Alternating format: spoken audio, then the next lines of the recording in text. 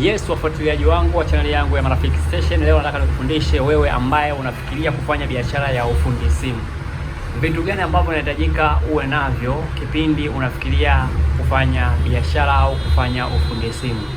Kitu cha kwanza natakiwa ununue cha muhimu kuliko zote, yani badala ya frame au sehemu ya kufanyia biashara, basi sehemu inayofuata ya muhimu zaidi au kitu cha muhimu zaidi ni kununua blower. Blower aina gani au design gani ya blower ambayo itakuwa ni nzuri sana kwa wewe kuitumia? Ziko blower nyingi sana, ziko blower hadi za $700,000, lakini pia kutokana na uchumi na nini unaweza kaangalia mwenyewe blower ipi ni nzuri. Ila kwenye blower pia kuna vitu ambavyo vinahitajika vifanye kazi ili blower sasa ionekane inafanya kazi. Umeelewa? Tunaona kuna kama vile kuna hii hapa, unaweza kaiona hii hapa hii ni kwa ajili ya kuchoma gani, ya kuchomea sasa gani. Kama kuna nyaya unataka kuiunganisha, basi utatumia hii hapa ambayo inakuwa ina hizi vichwa viko tofauti tofauti vimechongoka vya design gani, lakini hiyo ni kwa ajili ya kuchomea gani.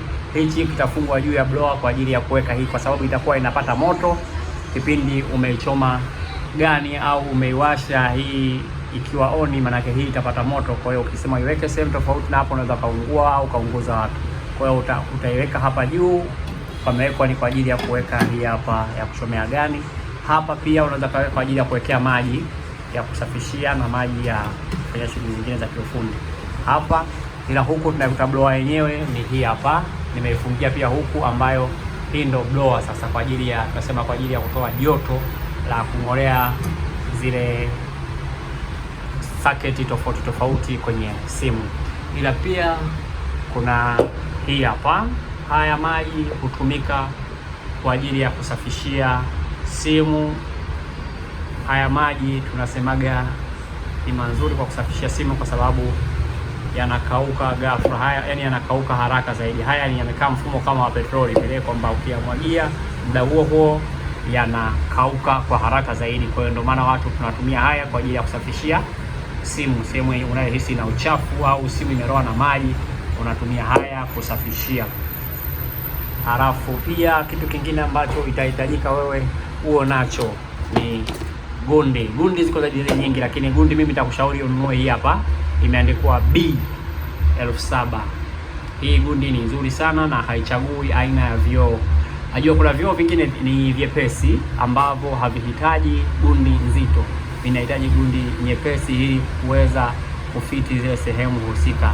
Gundi ikiwa nzito, manake kioo hakitakaa kwenye utaratibu mzuri, basi kioo kitakuwa unaweza kuona kimeinuka juu, kwa sababu rea ambayo imetenganisha hiyo kioo chako na frame ya simu vinakuwa vimekuwa na ujazo mkubwa, kwa hiyo haitakuwa sawa. Kinachofuata ni kuna haya mafuta. Haya mafuta kipindi unachoma gani au unasafisha gani, haya mafuta hutumia kwa ajili ya kuzuia bodi isiungue au sehemu unayochoma isiungue, kwa sababu sehemu ikiwa kavu itasababisha sehemu hiyo husika unayochoma kuungua. Kwa hiyo haya mafuta utayapaka ukiwa unang'oa saketi au unachoma baadhi ya saketi au unafanya jumping. Kwenye mafundi wa hardware mtakuwa mnaelewa zaidi. Haya mafuta utayatumia, ndio maana imeandikwa hapo soldering paste kama unavyoona hapo, soldering paste. Advanced quality ZJ ni 18, joint high density, good emission, na kuna natural pH 7 hapo kama unavyoona 0.3, na kuna no poison, no erosion, good insulation, smooth weathering surface, na no deterioration, no dry, made in China kama unavyokusomea hapo. Hivi ni vitu vya muhimu zaidi.